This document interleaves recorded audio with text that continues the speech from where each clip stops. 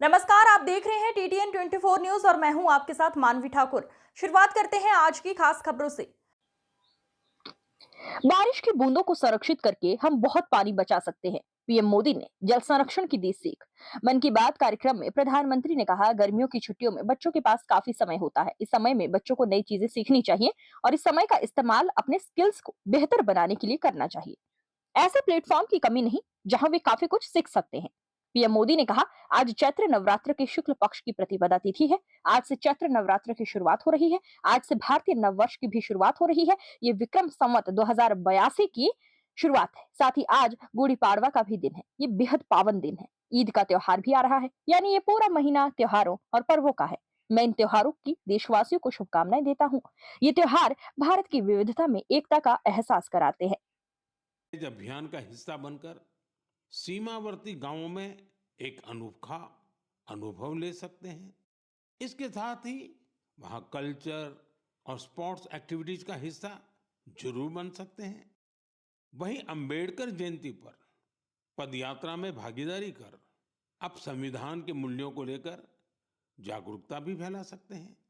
बच्चों और उनके माता पिता से भी मेरा विशेष आग्रह है कि वे छुट्टियों के अनुभवों को हैशटैग हॉलीडे मेमोरीज के साथ जरूर साझा करें। मैं आपके अनुभवों को आगे आने वाली मन की बात में शामिल करने का प्रयास करूंगा। मेरे प्यारे देशवासियों, गर्मी का मौसम शुरू होते ही शहर शहर गांव गांव पानी बचाने की तैयारियां भी शुरू हो जाती हैं। अनेक राज्यों में वाटर हार्वेस्टिंग से जुड़े कामों ने, जल संरक्षण से जुड़े कामों ने नई तेजी पकड़ी है। जल शक्ति मंत्रालय और अलग-अलग स्वयंसेवी संस्थाएं इस दिशा में काम कर रही हैं। देश में हजारों कृत्रिम तालाब, check dam, borewell recharge, community soak pit का निर्माण हो रहा है। हर साल की तरह इस बार भी कैच द रेन अभियान के लिए कमर कस ली गई है। ये अभियान भी सरकार का नहीं, बल्कि समाज का है, जनता जनार्दन का है। जल संरक्षण से ज्यादा लोगों को जोड़ने के लिए जल संचय जन भागीदारी अभियान भी चलाया जा रहा है। प्रयास यही है कि जो प्राकृतिक संसाधन हमें मिले हैं, उसे हमें अगली पीढ़ी तक सही सलामत पहुंचाना है। साथियों, बारिश की बूंदों को संरक्षित करके हम बहुत सारा पानी बर्बाद होने से बचा सकते हैं। पिछले कुछ सालों में इस अभियान के तहत देश के कई हिस्सों में जल संरक्षण के अभूतपूर्व कार्य हुए हैं। मैं आपको एक दिलचस्प आंकड़ा देता हूं। पिछले 7-8 साल में नए बने टैंक, पॉन्ड और अन्य वाटर रिचार्ज स्ट्रक्चर से 11 बिलियन क्यूबिक मीटर, उससे भी ज्यादा पानी का संरक्षण हुआ है। अब आप सोचेंगे कि 11 बिलियन क्यूबिक मीटर पानी कितना पानी होता है। साथियों, भाखड़ा नांगल बांध में जो पानी जमा होता है, उसकी तस्वीरें तो आपने जरूर देखी होगी। ये पानी गोविंद सागर झील का निर्माण करता है। इस झील की लंबाई ही 90 किलोमीटर से ज्यादा है। इस झील में भी 9-10 बिलियन क्यूबिक मीटर से ज्यादा पानी संरक्षित नहीं हो सकता है। सिर्फ 9-10 बिलियन क्यूबिक मीटर। और देशवासियों ने अपने छोटे छोटे प्रयास से देश के अलग अलग हिस्सों में 11 बिलियन क्यूबिक मीटर पानी के संरक्षण का इंतजाम कर दिया है ना ये शानदार प्रयास। साथियों, इस दिशा में कर्नाटका के गडक जिले के लोगों ने भी मिसाल कायम की है। कुछ साल पहले यहाँ के 2 गांवों की झीलें पूरी तरह सूख गई। एक समय ऐसा भी आया जब वहां पशुओं के पीने के लिए भी पानी नहीं बचा। धीरे धीरे झील घास फूस और झाड़ियों से भर गई।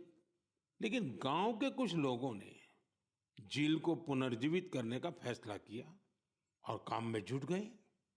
और कहते हैं ना, जहां चाह वहां राह।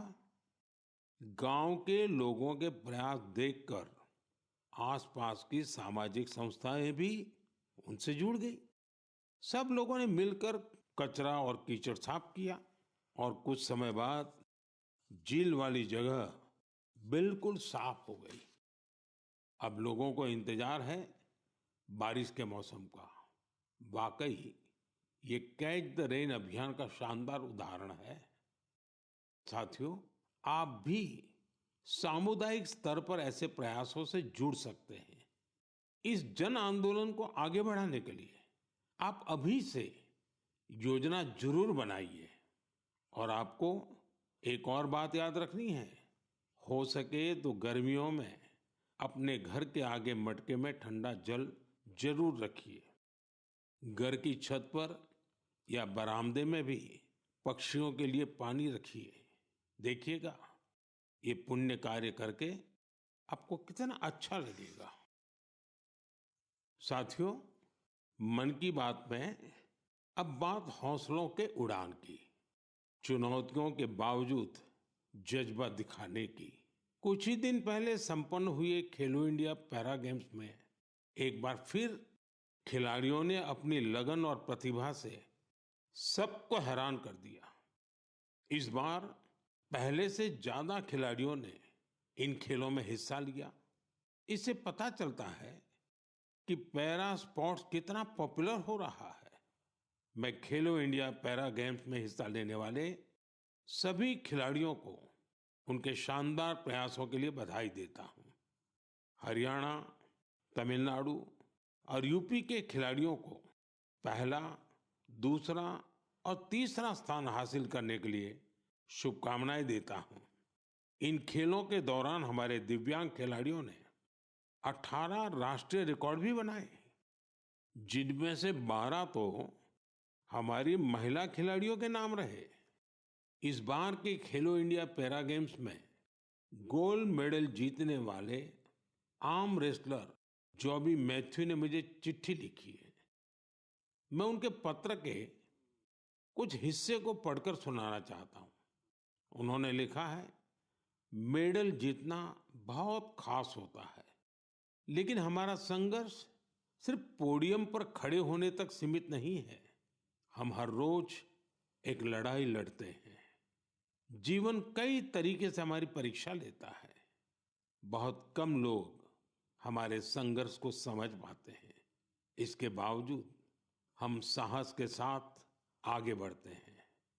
हम अपने सपनों को पूरा करने में जुटते हैं। हमें ये विश्वास रहता है कि हम किसी से कम नहीं हैं। वाह जॉबी मैथ्यू, आपने कमाल लिखा है, अद्भुत लिखा है। इस पत्र के लिए मैं आपका आभार व्यक्त करता हूं। मैं जॉबी मैथ्यू और हमारे सभी दिव्यांग साथियों से कहना चाहता हूं कि आपके प्रयास हमारे लिए बहुत बड़ी प्रेरणा है। साथियों, दिल्ली में एक और भव्य आयोजन ने लोगों को बहुत प्रेरणा दी है, जोश से भर दिया है। एक इनोवेटिव आइडिया के रूप में पहली बार फिट इंडिया कार्निवल का आयोजन किया गया।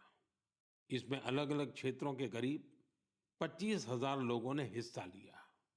इन सभी का एक ही लक्ष्य था, फिट रहना और फिटनेस को लेकर जागरूकता फैलाना। इस आयोजन में शामिल लोगों को उनके स्वास्थ्य के साथ साथ पोषण से जुड़ी जानकारियां भी मिली। मेरा आग्रह है कि आप अपने क्षेत्रों में भी इसी तरह के कार्निवल का आयोजन करें। इस पहल में माय भारत आपके लिए बहुत मददगार बन सकता है। साथियों, हमारे स्वदेशी खेल अब पॉपुलर कल्चर के रूप में घुल मिल रहे हैं। मशहूर रैपर हनुमान काइंड को तो आप सभी जानते ही होंगे। आजकल उनका नया सॉन्ग रन इट अप काफी फेमस हो रहा है। इसमें कलारियपट्टू, गतका और थांगता जैसी हमारी पारंपरिक मार्शल आर्ट्स को शामिल किया गया है। मैं हनुमान काइंड को बधाई देता हूं कि उनके प्रयास से हमारी पारंपरिक मार्शल आर्ट्स के बारे में दुनिया के लोग जान पा रहे हैं। मेरे प्यारे देशवासियों, हर महीने मुझे माय गॉव और नमो ऐप पर आपके ढेरों संदेश मिलते हैं। कई संदेश मेरे मन को छू लेते हैं तो कुछ गर्व से भर देते हैं। कई बार तो इन संदेशों में हमारी संस्कृति और परंपराओं के बारे में अनोखी जानकारी मिलती है। इस बार जिस संदेश ने मेरा ध्यान खींचा उसे मैं आपसे साझा करना चाहता हूँ। वाराणसी के अथर्व कपूर, मुंबई के आर्यश लिखा और अत्रेय मान ने मेरी हाल की मॉरिशस यात्रा पर अपनी भावनाएं लिखकर भेजी है। उन्होंने लिखा है, इस यात्रा के दौरान गीत गवई की परफॉर्मेंस से उन्हें बहुत आनंद आया। पूर्वी उत्तर प्रदेश और बिहार से आए बहुत सारे पत्रों में मुझे ऐसी ही भावुकता देखने को मिली है। मॉरिशस में गीत गवई की शानदार परफॉर्मेंस के दौरान मैंने वहां जो महसूस किया वो वाकई अद्भुत है। साथियों, जब हम जड़ से जुड़े रहते हैं तो कितना ही बड़ा तूफान आए, तूफान हमें उखाड़ नहीं पाता। आप कल्पना करिए, करीब 200 साल पहले भारत से कई लोग गिरमिटिया मजदूर के रूप में मॉरिशस गए थे। किसी को नहीं पता था कि आगे क्या होगा, लेकिन समय के साथ वे वहां रस बस गए। मॉरिशस में उन्होंने अपनी एक बड़ी पहचान बनाई।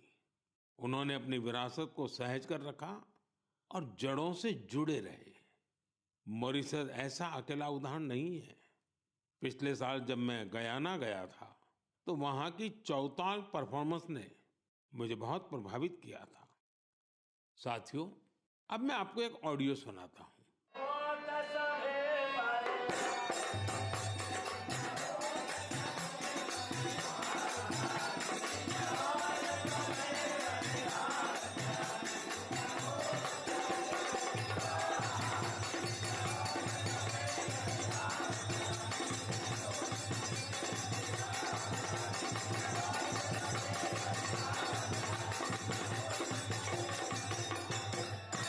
आप जरूर सोच रहे होंगे कि ये तो हमारे देश के किसी हिस्से की बात है, लेकिन आपको यह जानकर हैरानी होगी कि इसका संबंध फिजी से है।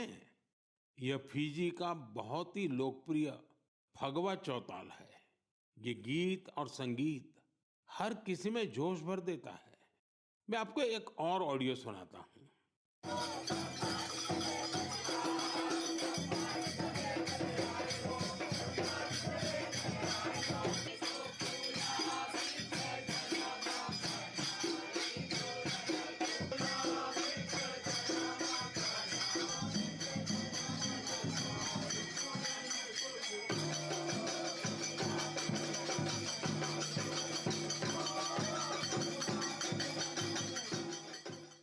ये ऑडियो सूरीनाम का चौताल है।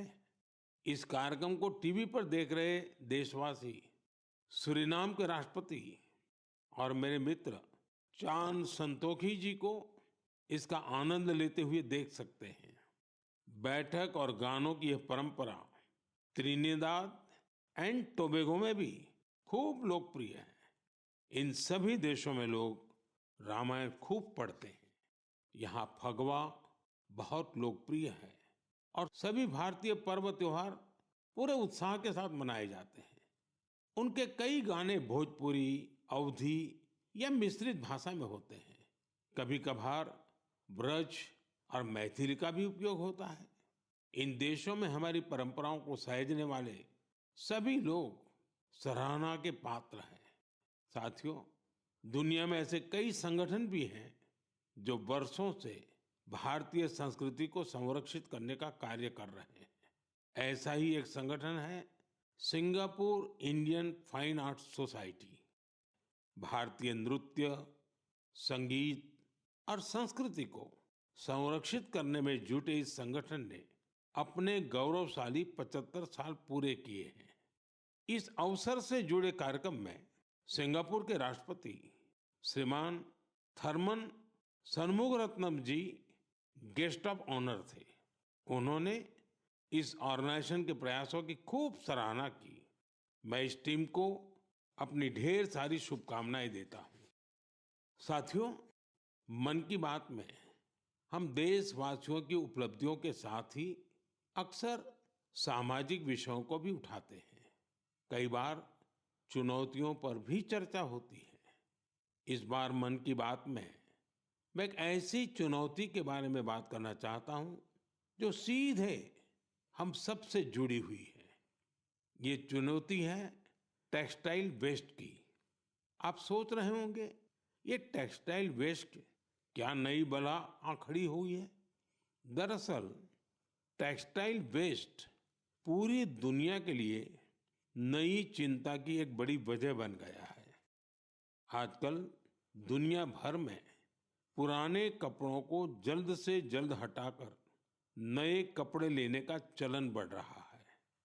क्या आपने सोचा है कि जो पुराने कपड़े आप पहनना छोड़ देते हैं, उनका क्या होता है? यही टेक्सटाइल वेस्ट बन